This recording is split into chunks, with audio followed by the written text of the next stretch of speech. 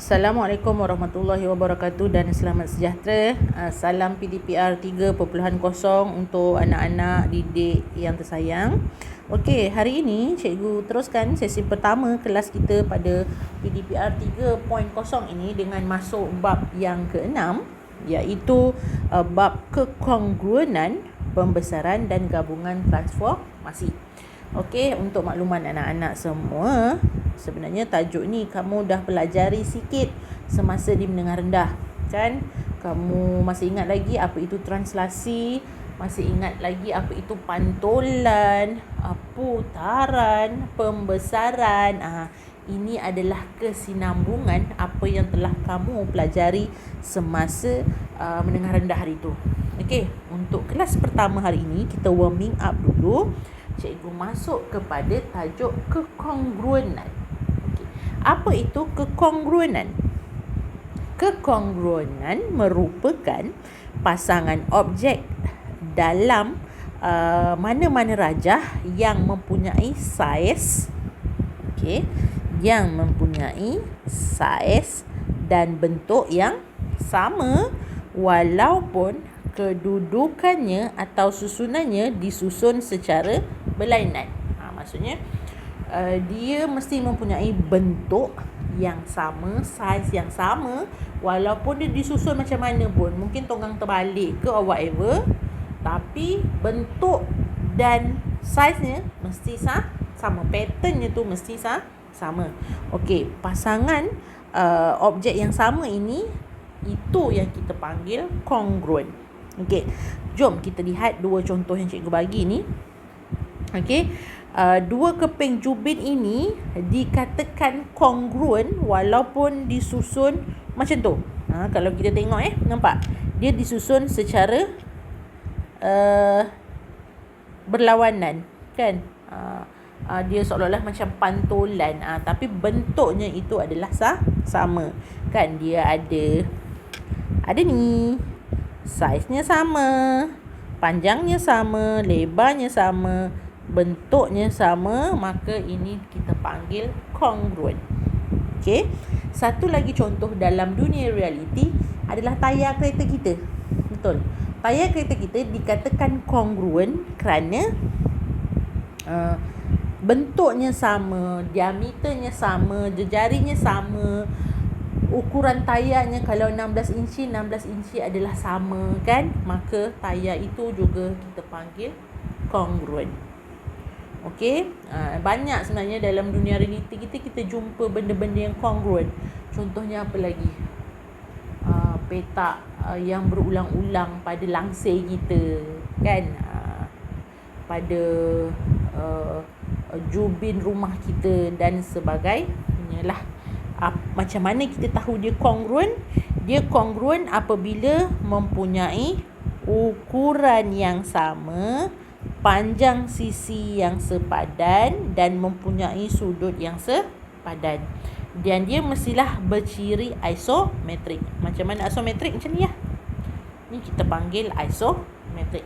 Bentuknya sama. Kalau kita putar-putar tang mana pun dia tetap sama lah. Okey, itu kongruen.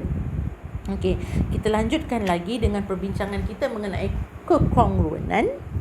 Apakah ciri-ciri kekongruenan bagi satu segitiga?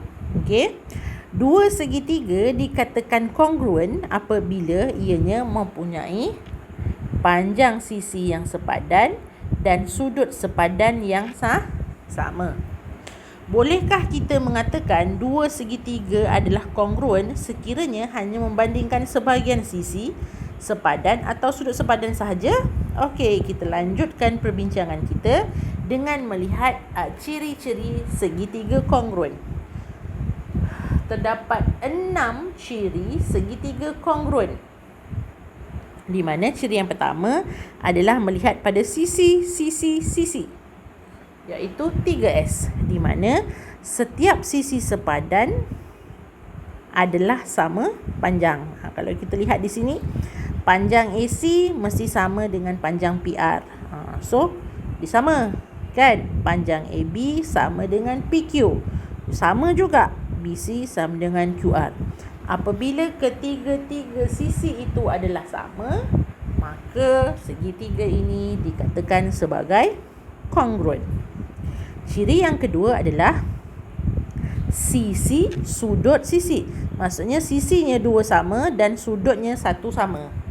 So, dua sisi sepadan adalah sama panjang dan sudut sepadan yang tercangkum antara dua sisi itu adalah sama saiz. Dua sisinya sama. Maksudnya kalau kat sini AC dia sama panjang dengan PR. Tu ciri yang pertama dah dipenuhi. Ciri yang kedua, sudut BAC sama dengan sudut QPR. Dan ciri yang ketiga, AB ni sama dengan panjang PQ. Itu juga dikatakan kongruent. Ciri yang ketiga pula adalah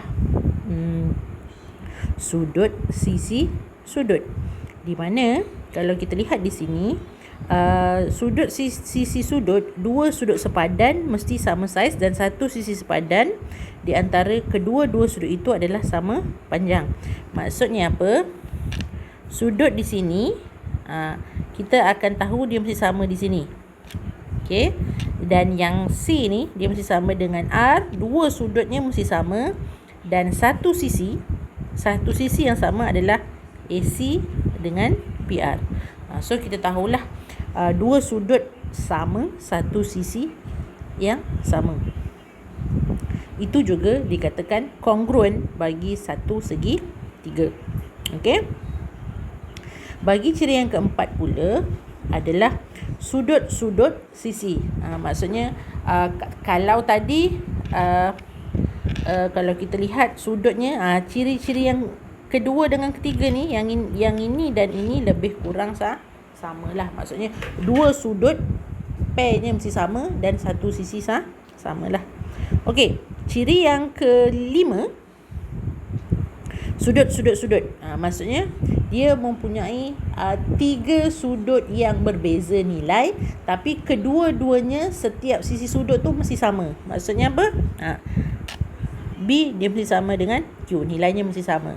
A mesti sama dengan P dan C mesti sama dengan R. So kita tahulah apabila sudutnya sama, maka ia juga dikatakan kongruent. Dan satu lagi adalah sisi-sisi sudut. Maksudnya dua sisi mesti sama nilainya di antara dua segitiga tu, dan satu sudut diberi juga mesti sama. So itu dikatakan kongruent yang ke-6. Okey, ciri yang ke-6 yang kamu perlu tahu.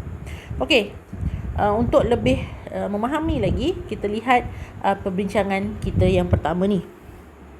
Okey, diberi dua gambar rajah. Okey, yang pertama di sini dan yang kedua di situ.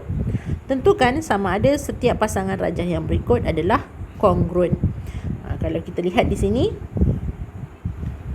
mana yang sama? Kalau kita tengok di sini 10, sini pun 10, walaupun satu tegak satu baring, tapi kita tahu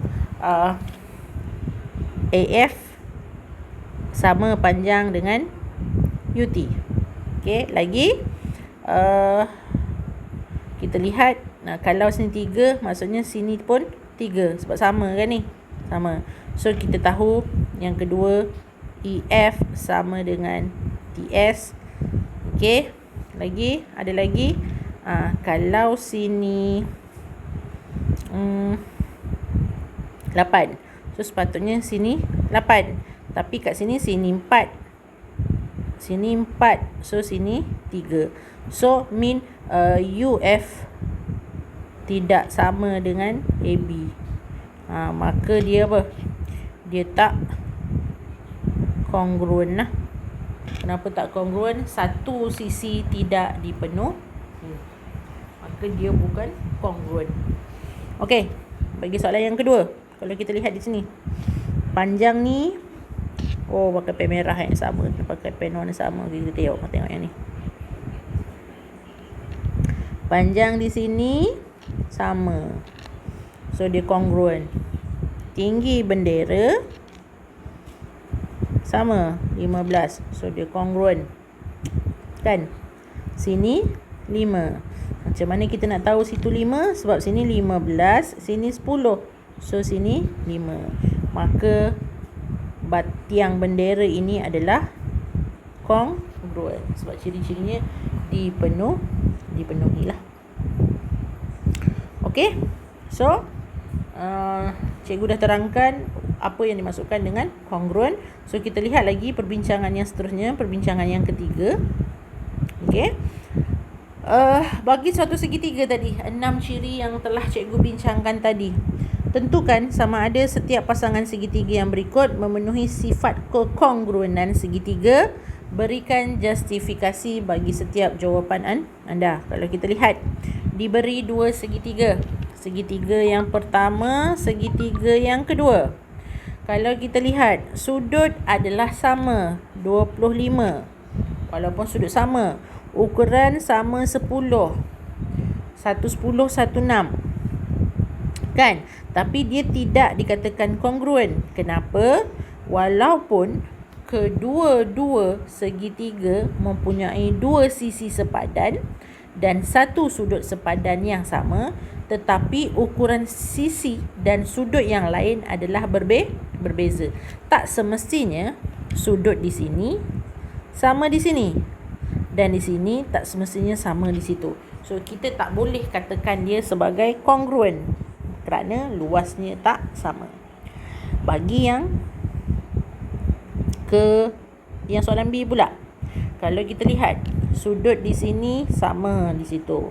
Sini 3, sini 6. Walaupun sudut di sini sama, tapi sisi yang diberi tidak sama. So dia tidak dikatakan sebagai satu segi yang kongruen. Kenapa? Walaupun kedua-dua sudut yang diberi itu adalah sepadan, iaitu sama, tetapi ukuran semua sisinya tak sama, berbeza kan. Maksudnya benda ni dia seolah-olah macam pembesaran kan. Jadi maka luasnya tentu-tentu dah tak sama. Jadi segi tiga ini dikatakan tidak kongruen. Okey, so cikgu harap dengan penerangan cikgu tadi mengenai kekongruenan, cikgu harap kamu faham apa itu maksud kongruenan. Next class kita akan bincangkan mengenai pembesaran dan gabungan transformasi. So untuk itu cikgu minta anak-anak pelajar membuat latihan di dalam modul impak 5 muka surat 99 hingga 101 mengenai kekongruenan, iaitu apa yang telah kita bincangkan pada hari ini. So untuk itu ini sahaja kelas kita pada hari ini. Cikgu harap anak-anak masih lagi mengekalkan momentum untuk terus belajar kerana SPM semakin hampir. Walaupun kita dalam suasana PDPR, cikgu harap anak-anak sentiasa masuk ke kelas dan sentiasa bersemangat untuk membuat latihan-latihan yang telah cikgu berikan. So untuk itu cikgu sayang kamu semua. Cikgu akhiri kelas kita dengan Assalamualaikum warahmatullahi wabarakatuh.